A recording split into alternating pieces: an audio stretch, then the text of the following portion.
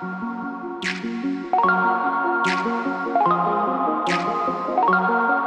everyone, a super quick interlude from me for this video. I actually filmed this video at the beginning of the week when I was still heavily under the throes of coronavirus.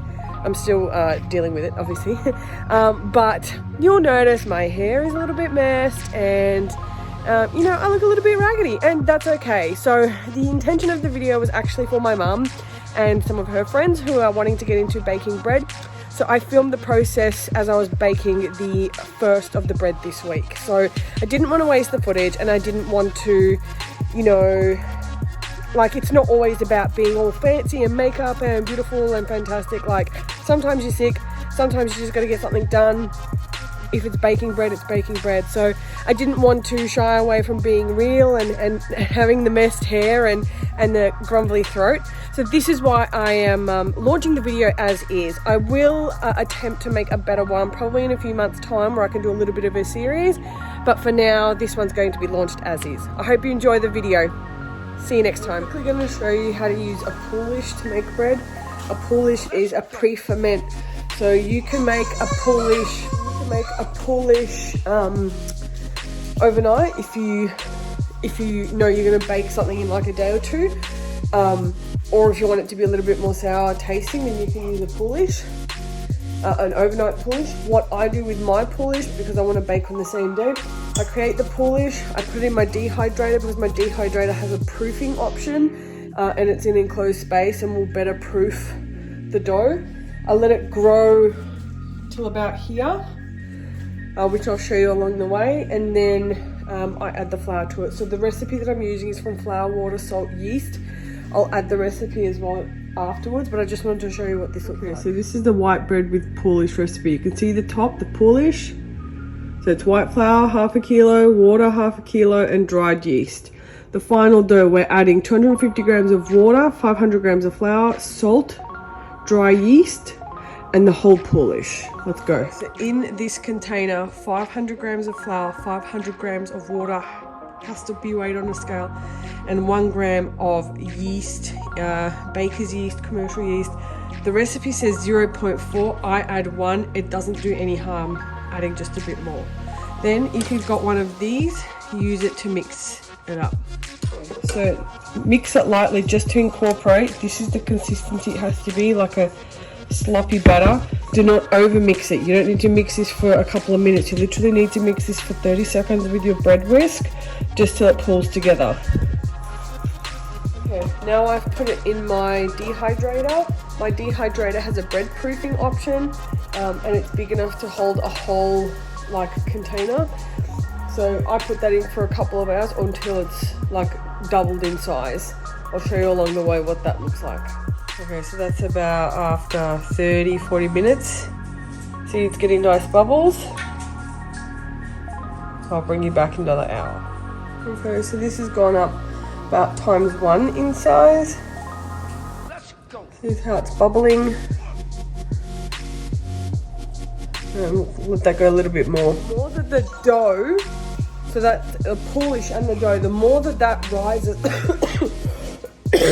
the more that rises in the initial first few hours, the softer your bread will be, and the more air your bread's going to have. So it's really important that you make sure that the bulk ferment the first, let's say, 4 to 6 hours, it has a good rise. You can do what's called a cold retard. A cold retard is the second rise, or for example, if you made this dough now and you said, oh, you know what, I'm not going to bake it today. I'm not going to bake it today, I'm going to bake it tomorrow. But if, for example, you were deciding to bake it tomorrow and you'd already made the dough up, the best thing that you can do is what's called a cold retard, which means you put it in the fridge overnight until you're ready to bake. And then when you are ready to bake, you take it out 1 hour before, let it come to room temp, and then you bake it. That's called a cold retard, because it very, very slowly goes through the process of proofing in the fridge. A bread dough that has a poolish will automatically have more yeast in it, commercial yeast, because you're adding commercial yeast, which means those kinds of doughs will still rise significantly in your fridge. if you were making a sourdough with an active starter, they are still considered like a live organism, but they rise much slower. So if you were to cold retard a sourdough, then it would take a lot longer. It wouldn't get as poofy as a poolish. The reason I like using a poolish is you can start a poolish off first thing in the morning, and as long as it's warm in your house, you've got to maintain temperature. You can get that going, and in a couple hours your poolish is done. You get it put into your dough, and that's done in a couple hours, and then by the afternoon you're baking fresh bread. You can bake 2 fresh loaves of bread from using a poolish based bread. That's why I've been using a lot of poolish in my doughs lately, because there's no additional planning. With sourdough, it can take 3 days, 2 to 3 days until that dough is ready for baking, and that's not because you're having to do a lot of intensive work, it's because you're letting it ferment and do that kind of stuff. So that's the explanation between using poolish in your bread dough and not. See how much it's gone up now? Now it's sitting about there.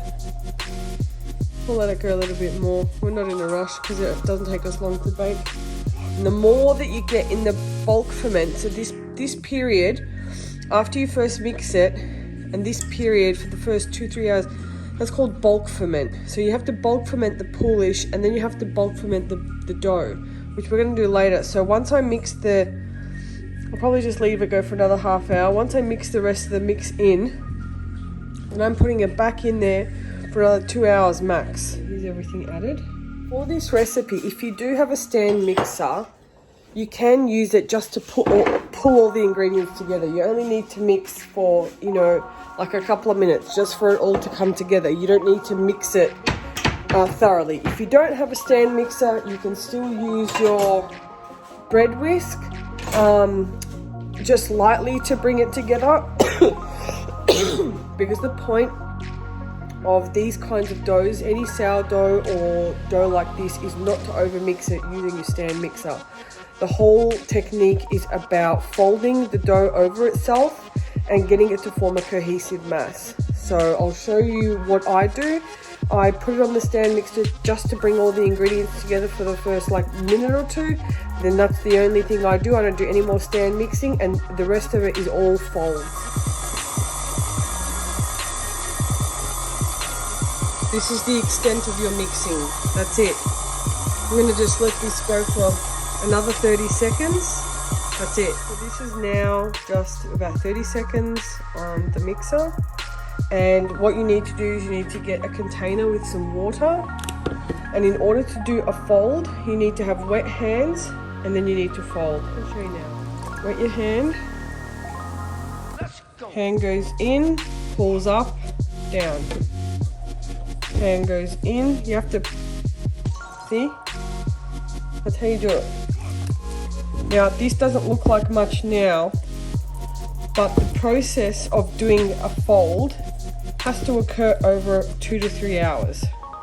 So you will do this every half an hour for the next 2 to 3 hours, and by the time you finish, it will form a cohesive mass. And this is how you make any type of fermented bread or sourdough. This is how you do it. So it doesn't look like much now, as you can see. It's not pulling together. It's a shaggy mess. That's okay.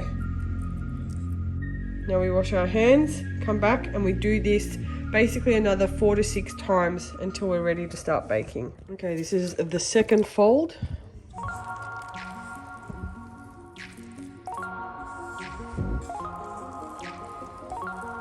So the fold has to come from right underneath. Put your hand in, pull up, fold, turn.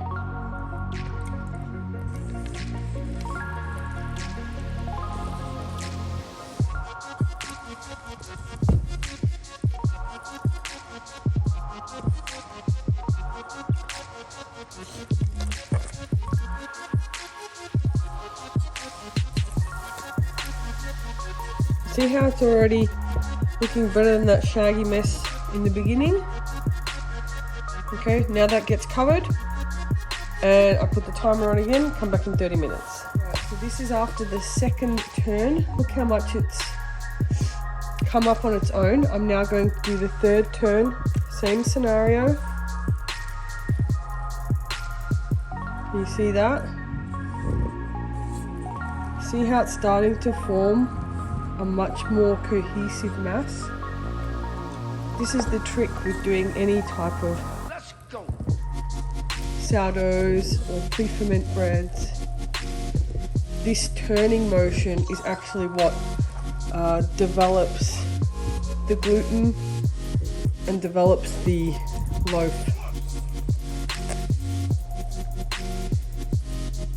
So at this point I'd probably do 2. You'll feel it. You'll feel that the dough is tight. See how it's making it a little bit harder? Make sure you pick it right up from underneath and turn it. Okay, so this is now the last fold. See how soft and bubbly it is? That means it's going to be ready. So I'm going to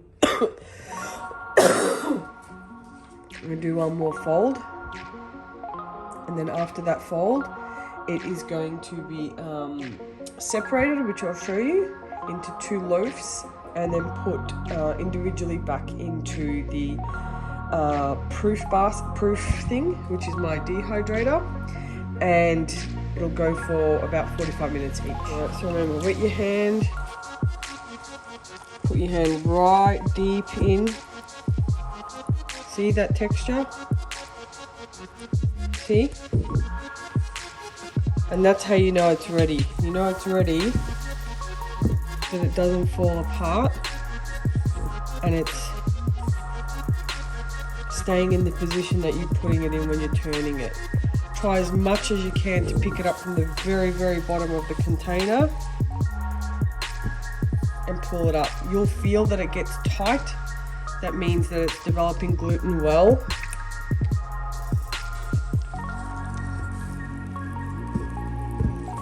And wants to rip.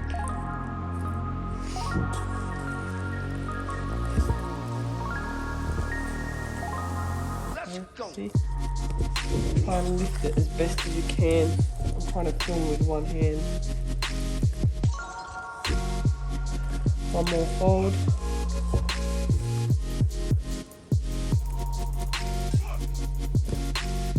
Okay. Now I'll show you what's next.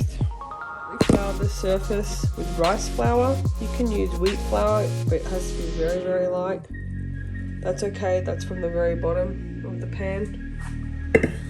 Now, let it come out in a cohesive mass like this. It's just unmixed. It's a big blob there. This is just flour from the bottom that didn't get mixed in because I didn't pull down low enough. That's okay. Now, you need to get a dough cutter like this and approximately cut it in half. It will deflate a bit, you'll notice. That's okay. Now it's supposed to be sticky. If it's not sticky, then it's not going to form. But I'll show you how you form it. You don't need it from here. You don't do anything further from here. The other thing you have to get prepared is a banneton. If you don't have a banneton, use a colander with a clipper in it. And put this here so I can show you how to fold. Now handle the dough very lightly, very, very lightly.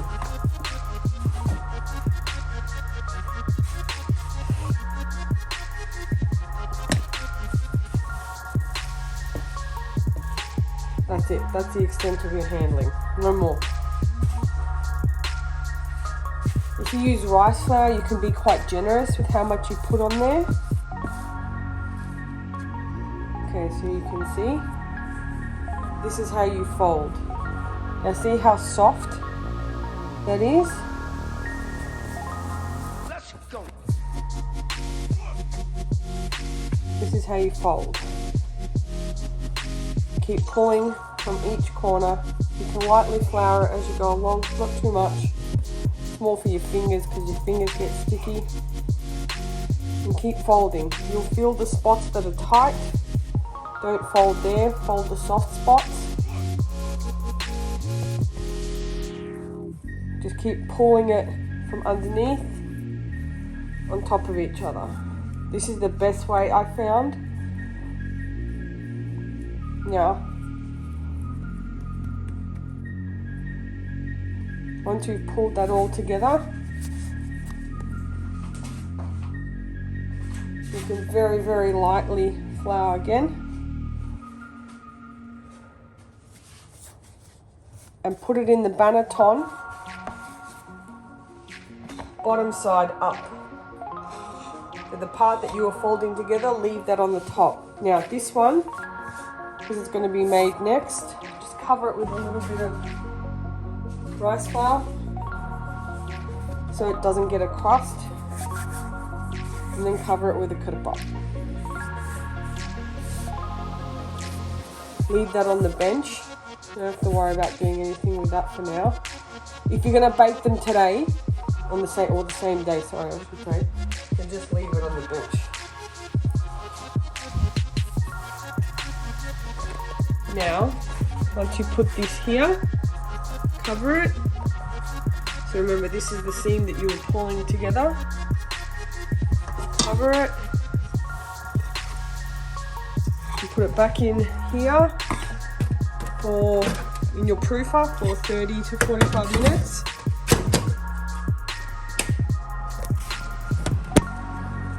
While your oven is warming up. Make sure your oven warms up for a good 30 to 45 minutes on 245 degrees. If you were making rolls or baguettes or whatever shape, you'd put them in that shape.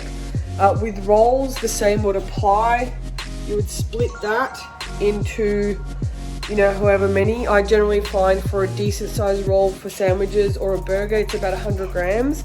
So you can weigh that, and you do the same thing. Like, you pull the corners until you get a nice taut edge the majority of the way around, and then that clustered bit at the top where you've been pulling at the top. And then you would, for rolls, you'd put them either in a cast iron dish, or you'd put them on like a pizza stone or something, you know, that's can help hold its shape, and you put it in there, and that's where you let it rise. So once you've taken it out of this container and done that first shape, that's going to be your shape. Whatever shape you want it to be in, that's what you have to put it in. So obviously I'm making balls, so I've got a ball going in there. I might even make this one in rolls, it depends, see how I go. The bread freezes really well. If you know you're not going to eat both of them on the same day or within the next couple of days, the minute it cools down, chuck one in the freezer straight away, and the other one you can start eating once it's cooled down. Give it at least 20 to 30 minutes to cool down, get the majority of heat out of it before you cut it.